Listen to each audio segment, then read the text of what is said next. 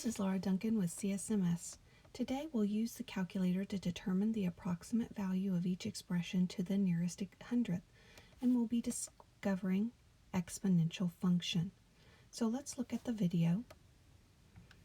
First we put in 4 and then the caret button, which is below the clear, to enter in the exponent. So in number 1 we'll have 10.56.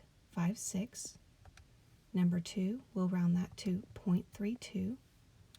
And number 3 we'll use the open parentheses alpha y equals.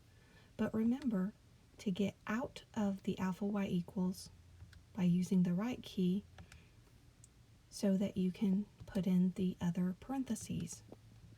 For number 3 we'll have 1.63. And then lastly, put it in exactly as it is. 4 times open parentheses 3 to the 0.7th power. And you'll have 8.63. So after writing those down, we'll move on to number 5.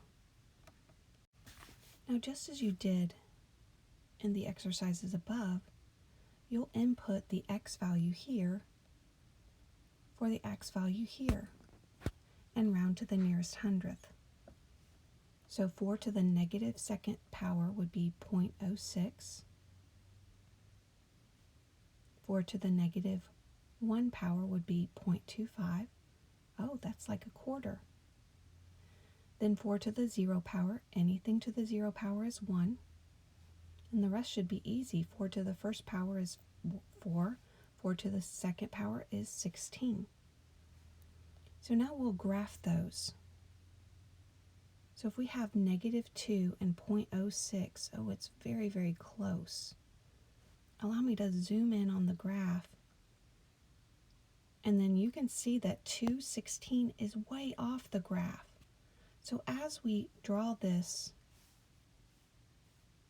function, notice it's coming down here, squeezing the y-axis, and then it goes up like that.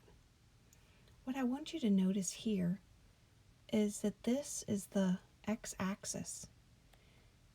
This function has an asymptote, which means that this part of the function right here will never ever touch the x-axis.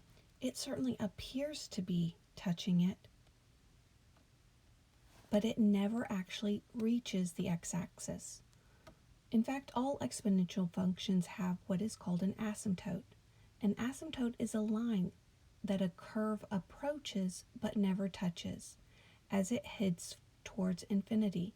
Asymptotes can be horizontal, vertical, or oblique, but in exponential functions, we will only see horizontal asymptotes. Now, what is the equation for the asymptote in number 5? How do you know? Well, we know this is a horizontal line, so it's going to be a y equals equation.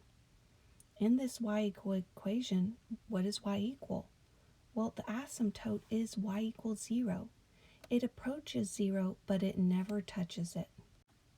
And finally, what is the y-intercept of this function? Remember, the y-intercept is where it crosses the y-axis. So the y-intercept in this case would be 0, 1. Let's look at number 6. In number 6, notice that it is a reciprocal of the one that we did in number 5. So again, using your calculator, you're going to replace the x value and substitute it into the equation. So in this case, you find that 1/4 to the negative second power would be 16. Then we'll have 4, 1, 0.25, and 0.06. Those numbers should be relatively familiar. So please pause the video here as you sketch that graph. In this case, you find that the exponential functions opens to the right instead of to the left. Notice that the asymptote is the same. It's still y equals 0 because the function approaches 0, but it never touches. Now lastly, what is the y-intercept? The y-intercept is where it crosses the y-axis, and that would be at the point 0, 1. So now let's notice what happens when you take our original function of y equals 4 to the x power, and then you subtract 8. Please substitute the x value into your equation. Pause the video now as you find your y values. Now we're going to plot those points. Pause the video here again while you plot the points. So as we look at this function, what is the y-intercept? The place that it crosses the y-axis is 0, -7. So that leaves us with our asymptote. Where is our asymptote? What line does it approach but it never touches? That would be this line right here. So that line is the line y equals -8. And that makes sense because when we had y equals 4 to the x power, the asymptote was at y equals 0. When we have -8, that suggests that this function has moved down 8, which means the asymptote would move down 8 as well.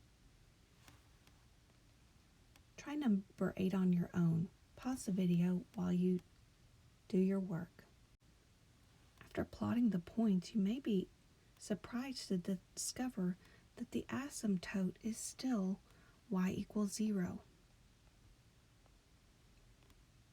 Now in this case, unlike number 7, where the -8 was outside of the exponent, this x minus 1 is the exponent.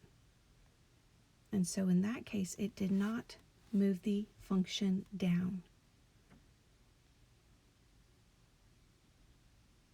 So we have our y-intercept of 0.25, our asymptote of y equals 0. The lesson is yours.